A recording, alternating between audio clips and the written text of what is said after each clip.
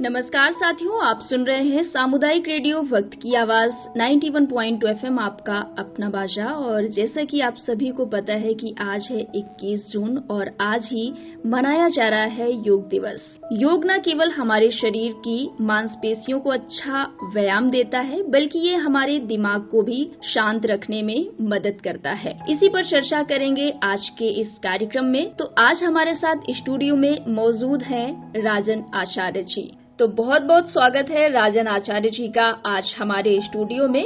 और साथ ही शुरुआत करते हैं परिचय से। मैं राजन आचार्य, आयुर्वेद और योग सलाहकार। आप सभी लोगों को मेरा हार्दिक नमस्कार। 21 जून योग दिवस पर आप सभी के उत्तम स्वास्थ्य और उज्जवल भविष्य की कामना के साथ हम चर्चा करेंगे योग पर। साथ ही हमारे सुनने वाले श्रोताओं को भी योग दिवस की बहुत सारी शुभकामनाएं। और इन्हीं शुभकामनाओं के साथ ही आज हम बात करेंगे योग को लेकर। तो सबसे पहले जानते हैं कि योग क्या है और इसका महत्व हमारे जीवन में किस प्रकार से है। योग का जो एक सामान्य अर्थ लिया जाता है, युज धातु से मिलकर के बना है, जिसका मतलब होता है जोड़ना। स्थूल से सूक्ष्म को जोड़ना, भौतिक से अभौतिक को जोड़ना, शरीर से मन को जोड़ना, मन से आत्मा को जोड़ना, हमारे स्वास्थ्य को हमारे शरीर से जोड़ना और हमारी नकारात्मक विचारधारा को समाप्त करके सकारात्मक विचारधारा को जोड़ना, अमंगलकारी मार्ग को छोड़ करके मंगलकारी मार्ग पर बढ़ जाना ही योग कहलाता है।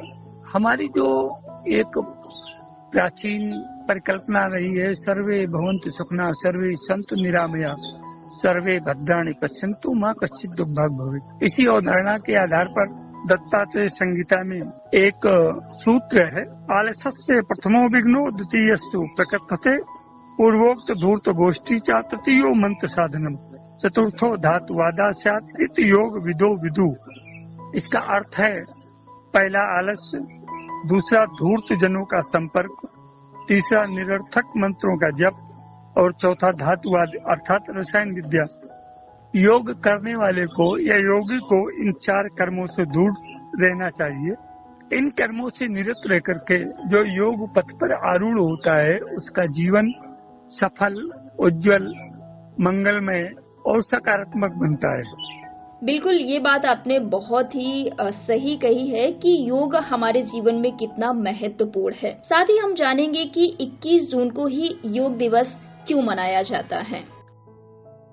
21 जून वैसे तो सूर्य की पृथ्वी की विषुवत रेखा की संक्रांति के रूप में वैज्ञानिक रूप से जाना जाता है और भौगोलिक रूप से इस समय पृथ्वी का जो झुकाव सूर्य की ओर होता है, पूर्ण रूप से हम जिस गोलार्ध में रह रहे हैं, जो हमारी इस समय स्थिति है, वो 23.5 अंश पर पहुंच जाती है। दूसरी बात है, महर्षि पतंजलि का जन्म दिवस भी 21 जून को ही ऐसा माना गया है।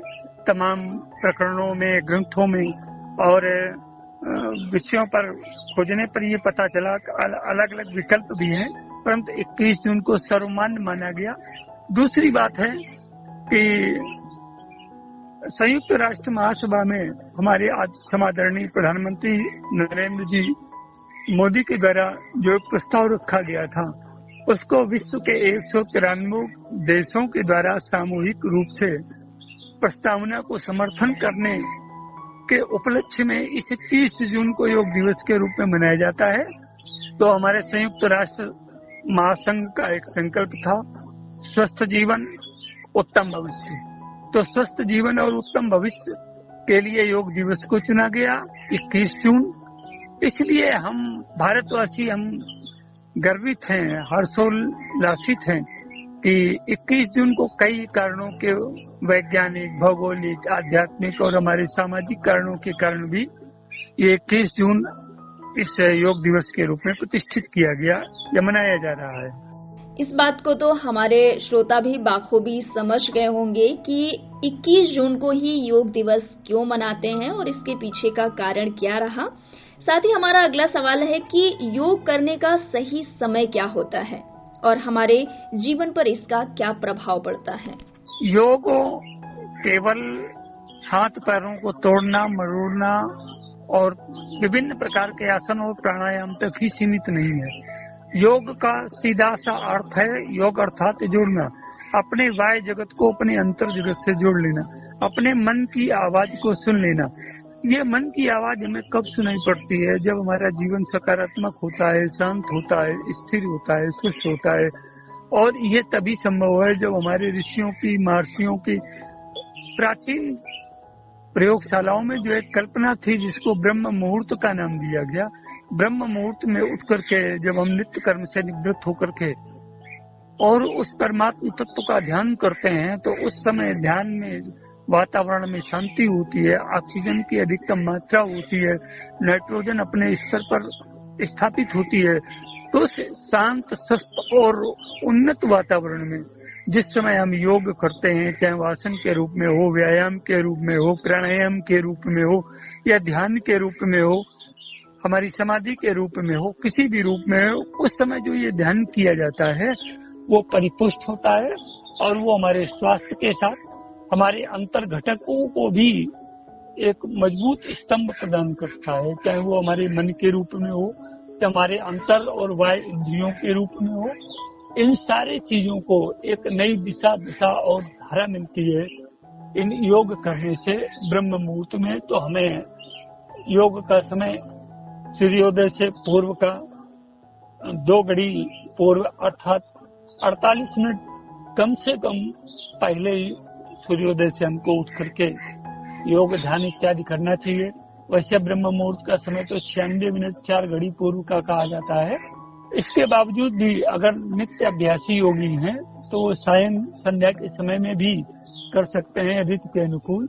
अधिक ग्रीष्म में भी ज्यादा योग करना, जैसे इस समय प्रकोप 48 डिग्री 47 डिग्री तापमान में करना भी कभी कभी खतरनाक हो जाता है, परंतु संध्या और सुबह के समय में करना योग हमारे जीवन के स्वास्थ्य को, हमारी मनस्थिति को संपूर्ण रूप से बेहतर बनाता है। तो हमारे श्रोता भी समझ गए होंगे कि योग करने का सही समय क्या होता है और इसका हमारे जीवन पर किस तरह से असर पड़ता है, और साथ ही वो सोच रहे होंगे कि हमें भी योग करने की जरूरत है।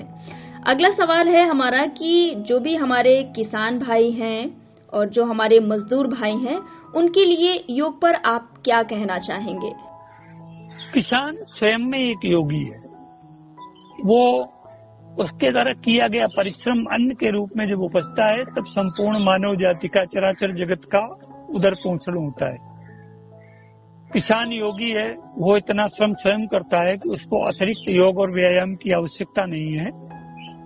मजदूर भी इतना श्रम करता है कि उसके शरीर से अतिरिक्त जो प्रस्वेद है पसीने के रूप में बाहर जाता है, हमारे जो अनर्थक तत्व है, निरर्थक तत्व हमारे शरीर में जमा टॉक्सिन्स के रूप में होते हैं, वो पसीने से बाहर निकल जाते हैं। तो मजदूरों को, किसानों को योगासन और करने की आवश्यकता नहीं है। हाँ, इतना आवश्यक है कि जब भी उनको समय मिले, जब भी उनकी स्थिति बने, तो समय के अनुसार वो प्राणायाम और ध्यान का अभ्यास करें, जिससे उनका नैतिक, आध्यात्मिक और उनका मानसिक विकास हो सके और उनकी जो दिशा दशा विचारधारा है वो और अधिक सकारात्मक हो सके। बहुत बहुत धन्यवाद हमारे किसान भाइयों और मजदूर भाइयों की तरफ से। साथ ही अब हम जानेंगे कि योग दिवस 2024 की मुख्य थीम क्या है। 2024 योग दिवस की जो मुख्य विषय है उसका ये है कि व्यक्ति के शरीर को सुदृढ़ करना, मजबूत करना, विभिन्न संक्रामक और संघातक बीमारियों से, विभिन्न प्रकार के प्रकृतिजन्य उपद्रवों से सुरक्षित रखना, जो संयुक्त राष्ट्र महासंघ ने कल्पना की है। तो इसलिए योग को एक सामान्य दिनचर्या के रूप में आम आदमी को अपनाने के लिए प्रेरित किया जाना ही सबसे महत्वपूर्ण तथ्य है। और इसीलिए संयुक्त राष्ट्र संघ ने इस बार योग दिवस को मनुष्य के संपूर्ण आंतरिक और बाह्य स्वास्थ्य दोनों से मिलाकर के जोड़ रखा है। और साथ ही हम जानेंगे कि योग करने से क्या लाभ होते हैं। योग करने वाले व्यक्ति का जीवन वैसे भी बहुत सकारात्मक हो जाता है। जब योग का मतलब है आसन, प्राणायाम ध्यान, हम समाधि की तरफ न भी जाए तो जब हम आसन करते हैं तो आसन से हमारे संपूर्ण शरीर के अंग और प्रत्यंग स्थिर होते हैं। हम जब प्राणायाम करते हैं तो प्राणों के साथ इस प्रकृतिजन्य ऊर्जा का, इस शक्ति का, इस वाइटल एनर्जी का जो हमारे अंदर प्रवेश होता है वो हमारी जीवन ऊर्जा को प्रस्फुटित करती है और बढ़ाती है। हमारे अंदर तमाम तरह के रोगों का जो क्षय होता है, विनाश होता है, उत्तम स्वास्थ्य की प्राप्ति होती है। प्राणायाम करने से व्यक्ति के फेफड़ों में जो संकुचन पैदा हुआ है, जो अस्थिरता आई है, वो दूर होता है। हमारा पाचन तंत्र सक्रिय होता है और इससे कई तरह के जो मानसिक लाभ भी होते हैं। कभी कभी हम श्वास प्रश्वास के दौरान, प्राणायाम के दौरान ये एहसास नहीं कर पाते हैं कि हमारे द्वारा ली गई श्वास का 25% हमारे मस्तिष्क को भी ट्रांसफर होता है। वहां पर भी जाने वाली ऑक्सीजन प्राणवायु जब रक्त के साथ मिश्रित होकर के ऊर्ध्वगमन करती है तो हमारे शरीर को भारीपन से हल्केपन की ओर ले जाती है, जो हमारे उत्तम स्वास्थ्य का द्योतक है। हमारा मन प्रफुल्लित रहता है सारे दिन, हमारा सदैव विचारधारा सकारात्मक रहती है और हम अच्छे से अच्छा काम करने के लिए, लोगों को प्रेरित करने के लिए भी एक विचारधारा और दिशा तय करते हैं। अंत में आप वक्त की आवाज के माध्यम से क्या संदेश देना चाहते हैं हमारे सभी श्रोताओं को? वक्त की आवाज जो रेडियो FM नेटवर्क है, ये बहुत बधाई के पात्र हैं कि इन्होंने सामाजिक जीवन में, सार्वजनिक जीवन में और व्यवहारिक जीवन में नैतिक धरातल पर उतर करके जो भी इन्होंने कार्य किए हैं, बहुत प्रशंसा के योग्य हैं।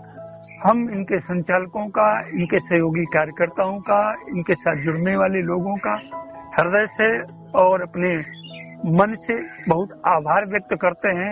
ईश्वर इनको ऐसी ही सत्प्रेरणा दे, सद्बुद्धि दे कि ये नित्य निरंतर ऐसे ही उत्तम कार्यों में लगे रहें। ये इनकी महानता का प्रतीक है, साधुवादिता का प्रतीक है। इस साधुवाद के साथ साथ हम सभी लोगों के लिए सर्वे भवन्तु सुखिनः, सर्वे सन्तु निरामया, सर्वे भद्राणि पश्यन्तु मा कश्चित् दुःखभाग् भवेत्।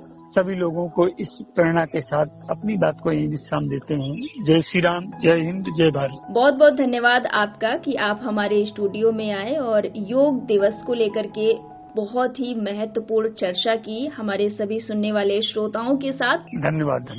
हम चाहते हैं कि आप ऐसे ही हमारे स्टूडियो में आते रहें और हमारे श्रोताओं के साथ आप बातचीत करते रहें। बहुत बहुत धन्यवाद आपका।